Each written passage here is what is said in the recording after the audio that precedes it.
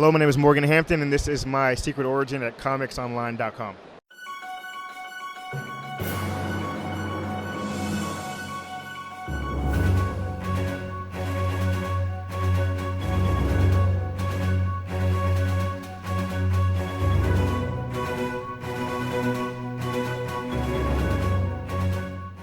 Okay, so Morgan, we're so excited to spend some time with you at C2E2. Thank you so much for everything you're doing with Green Lantern Corps. We're excited to celebrate the journey of these characters with you.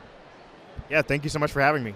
So one of the things we're doing for C2E2 and for Comics Online's 25th anniversary is talking about secret origins, not of the characters that you're writing, but of you, and celebrating the talent in the industry. So we'd love to hear, how did you find yourself working in the world of comics? Yeah, I think it started when I was a kid. I grew up with hemophilia, which is a bleeding disorder. It kind of kept me in the house a lot. I wasn't really allowed to go out and do things like kids my age, so I was stuck reading comics and watching TV and playing video games, and I think that was like what gave me a window into the world that I otherwise couldn't be in. And I think in hindsight, I always wanted to write comics. I was making my own at like age 8 and 9. And it wasn't until I got to college that I wanted to pursue it as a career, and I got my undergrad degree in creative writing. And I just last year got my MFA in TV writing and producing, and I broke into comics while I was in grad school too. So it's been a perfect whirlwind of snowballing opportunities the past couple years, but it's definitely something I've wanted to do since I was a kid, so I'm happy to be here. We know that Green Lantern Corps is not your first work with DC. Of course, you get to do your Cyborg series, which we loved. How did you find yourself working with Jeremy on Green Lantern Corps? Yeah, that's a good question. It's just one of those things. It's like working in comics when you're first starting out, like it's a hustle, you know? Like you got to reach out to editors probably 1, 2, 3, 4 times without being annoying or whatever. I sent an email to Paul Kaminsky, just kind of out of the blue, and I said, I have a pitch. I would love to pitch it to you. And he happens to be a big Star Trek fan, and he was reading my Sons of Star Trek book, and he was like, "Oh yeah, absolutely, send me a pitch." So that's kind of how it went. I didn't know exactly at the time what I'd be doing, but he said he really liked my pitch and that he would be in touch.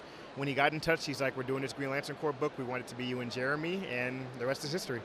Awesome. Well, we know Jeremy's history with Green Lantern goes back to Green Lantern the animated series.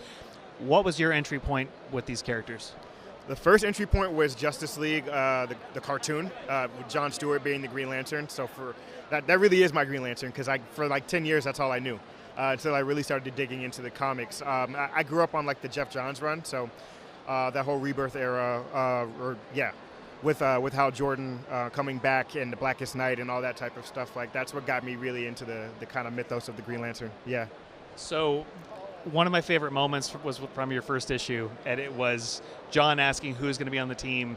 And of course, the greatest Green Lantern of all happens to be the one in the room, and seeing Sinestro suited up in green again. You couldn't see it, but I had a grin from ear to ear. What was it like getting to incorporate him into this particular story? It's been great. You know, Sinestro, you know, for better or for worse, is one of the best Green Lanterns of all time. And to have him in this series, kind of where we are in the mythos right now, like it makes sense to have him on our side. And I think going back to the John of it all too, like John is the perfect person to work with as Sinestro, because I kind of look at them almost like two sides of the same coin. Like they both are very calculated the way that they approach things.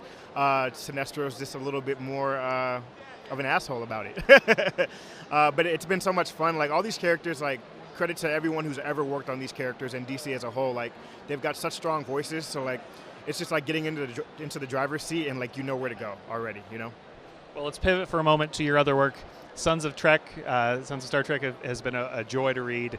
I wasn't expecting to see these characters together, and I think that's something that all of these IDW books have done so well, of taking characters from different eras of Trek and giving them a chance to breathe, but also organically continue their story. And I think one of the things you did so well was incorporating Q Jr. of all people, or of all entities, if we want to be respectful, into the story. So how did that story come to fruition for you? It started with me and Jackson just like getting lunch, Jackson Lansing, and just talking Trek. It was around the time when he started writing on the book with Colin Kelly, so it wasn't really out yet. I think it was maybe 2 months before. I think I gushed a little bit too much about like Jake and Nog, and he was like, you know what, like if our series is successful, we're gonna probably spin off into some other books. I'll throw your name in the hat. I thought he was just being nice because at the time, like I had no credits to my name. But sure enough, a couple months later, I get a call from him saying Heather's going to be in touch, Heather Antos. And I got to pitch on it. And I did my all. I swung for the fences, and they picked the pitch that I liked the best, which was the Q Junior one, which I will say, I won't say I shot myself in the foot because I think I did a good job. But, like, writing with a Q is hard because he can do anything, which means he probably should do everything, which kind of writes yourself in the corner sometimes. But I think I had a really good time working on it. I really love doing character work, so I love getting to just kind of dig into these characters that could have used some character work because I was there to give it to them. So, yeah. I mean, considering we never really got the end of the DS9 era, it ends on a cliffhanger. We don't really get to hear or see where these characters go. I love how much of Benjamin Sisko's story, Jake's, Nog's have continued to evolve with the comics. And I think you all have captured the voices of the characters so well. Colin and Jackson are friends, Heather as well. And I can't stop singing the praises of the Trek books in particular because they've got the magic of Trek. Yeah, I would wholeheartedly agree. And, like, all credit to Heather for sure. Like, Heather's a tough editor, but a great editor. And I think, like, she knows how to get the best out of everyone. And I think working with her on, like, my first 1.5 opportunity is, like, set the tone for my career. Like, she's an outstanding editor, and I'll be chasing that high with every book that I do, for sure.